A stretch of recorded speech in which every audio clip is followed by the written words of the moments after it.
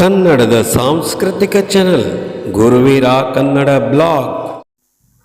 ಓಂ ಶ್ರೀ ಶನೇಶ್ವರ ಸ್ವಾಮಿ ನಮಃ. ಓಂ ನೀಲಾಂಜನ ಸಮಾಭಾಸಂ ರವಿಪುತ್ರಂ ಯಮಾಗ್ರಜಂ ಛಾಯಾಮಾರ್ತಂಡ ಸಂಭೂತಂ ತಂ ನಮಾಮಿ ಶನೈಶ್ಚರಂ ಶನೈಶ್ಚರ ಕವಚಂ. ಓಂ ಅಸ್ಯ ಶ್ರೀ ಶನೈಶ್ಚರ ಕವಚ ಸ್ತೋತ್ರ ಮಹಾಮಂತ್ರಸ್ಯ ಕಾಶ್ಯಪ ಋಷಿಃ ಅನುಷ್ಠುಪ್ ಛಂದಃ ಶನೈಶ್ಚರೋ ದೇವತಾ ಶಂ ಬೀಜಂ ವಾಂ ಶಕ್ತಿಃ ಯಂ ಕೀಲಕಂ ಮಮ ಶನೈಶ್ಚರ ಪ್ರಸಾದ ಸಿದ್ಧರ್ಥೇ ಜಪೇ ವಿನಿಯೋಗಃ. ಶಾಂ ಅಂಗುಷ್ಠಾಭ್ಯಾಂ ನಮಃ, ಶೀಂ ತರ್ಜನಿಭ್ಯಾಂ ನಮಃ, ಶೂಂ ಮಧ್ಯಭಾಭ್ಯಾಂ ನಮಃ, ಶೈಂ ಅನಾಮಿಕಾಭ್ಯಾಂ ನಮಃ, ಶೌಂ ಕನಿಷ್ಠಿಕಾಭ್ಯಾಂ ನಮಃ, ಶ ಕರತಲಕರ ಪೃಷ್ಠಾಭ್ಯಾಂ ನಮಃ. ಏವಂ ಹೃದಯಾದಿನ್ಯಾಸಃ ಭೂರ್ಭುವಸ್ಸುರೋಮಿತಿ ದಿಗ್ಬಂಧಃ. ಧ್ಯಾನಂ ಚತುರ್ಭುಜಂ ಶನಿದೇವ ಚಾಪದಣಿ ಕೃಪಾಣಕಂ ವರದಂ ಭೀಮದಂಷ್ಟ್ರ ಚ ನೀಲಾಂಗಂ ವರಭೂಷಣಾಂ ನೀಲಮಾಲ್ಯಾನುಲೇಪಂ ಚ ನೀಲರತ್ನೈರಲಂಕೃತಂ. ಜಾಲೌರ್ಧ್ವಮಕುಟಾಭಾಸಂ ನೀಲಘ್ರಧ್ರರತಾವಹಂ ಮೇರುಪ್ರದಕ್ಷಿಣಂ ಕೃತ್ವಾ ಸರ್ವಲೋಕಭಯೋವಹಂ.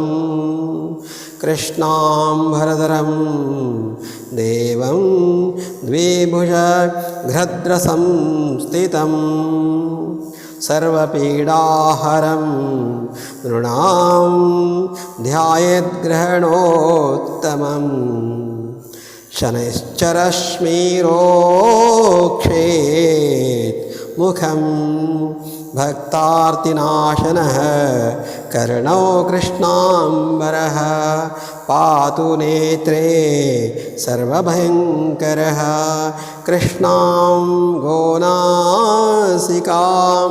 ರಕ್ಷೇತ್ ಕರ್ಣಂ ಮೇ ಚ ಶಿಖಂಡಿಜಃ. ಭುಜೌ ಮೇ ಸುಭುಜಃ ಪಾತೌ ಹಸ್ತೌ ನೀಲೋತ್ಪಲಪ್ರಭುಃ. ಪಾತು ಮೇ ಹೃದಯಂ ಕೃಷ್ಣಃ ಕುಕ್ಷಿಂ ಶುಷ್ಕೋದರಸ್ತಥಾ. ಕಟಿಂ ಮೇ ವಿಕಟಃ ಪಾತು ಊರು ಮೇ ಘೋರರೂಪವಾನ್. ಜಾನುನಿ ಪಾತು ದೀರ್ಘೌ ಮೇ ಜಂಘೆ ಮೇ ಮಂಗಳಪ್ರದಃ. ಗುಲ್ಫೌ ಗುಣಾಕರಃ ಪಾತು ಪಾದೌ ಮೇ ಪಂಗುಪಾದಕಃ.